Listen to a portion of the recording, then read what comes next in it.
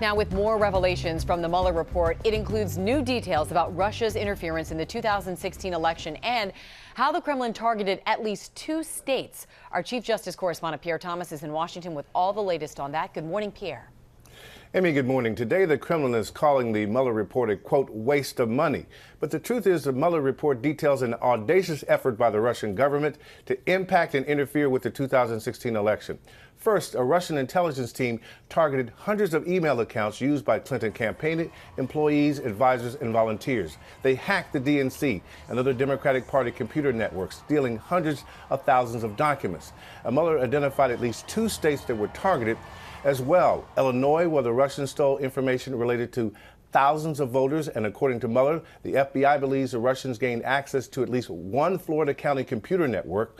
Next, the Russians engaged in social media warfare, pushing out reams of bogus news stories and advertising, all aimed at sowing divisions among Americans on issues like race and immigration. And George, get this, the Russians were even able to use their covert social media campaign to organize rallies here in America, some of which were attended by hundreds of people.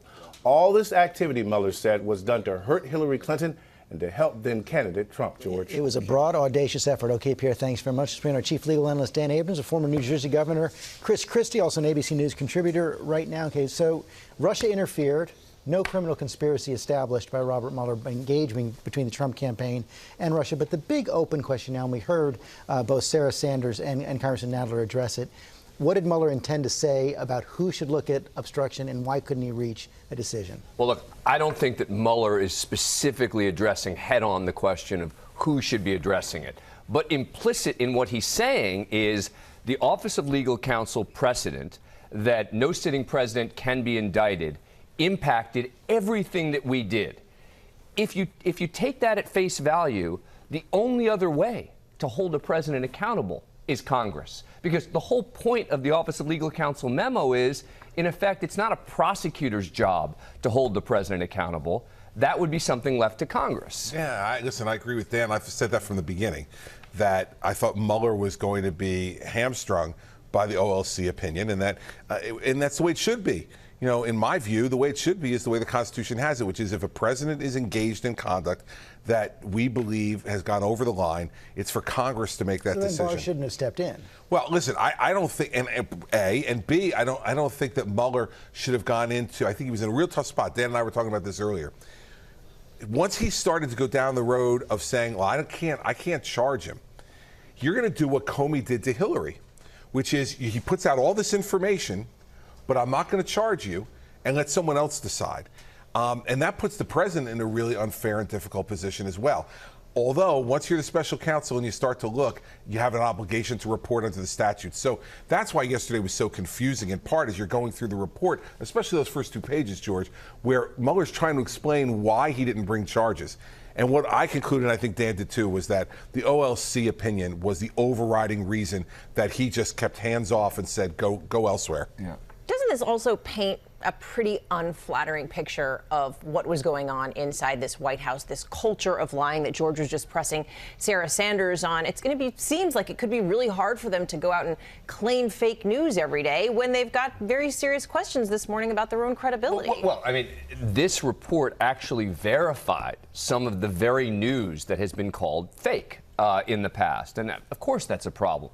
When you look at this in its totality, it's a damning document. I mean, I think that in the obstruction section, there are sections, not all the 10 of them, but there are 3 of them maybe, where it seems pretty clear that Mueller is saying this would be a crime.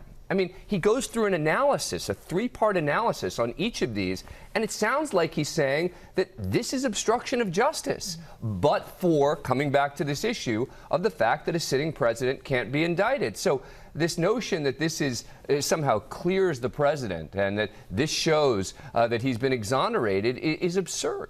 Go ahead. And I'd say, listen, to answer your question directly on the White House, I'd say the answer is yes and no.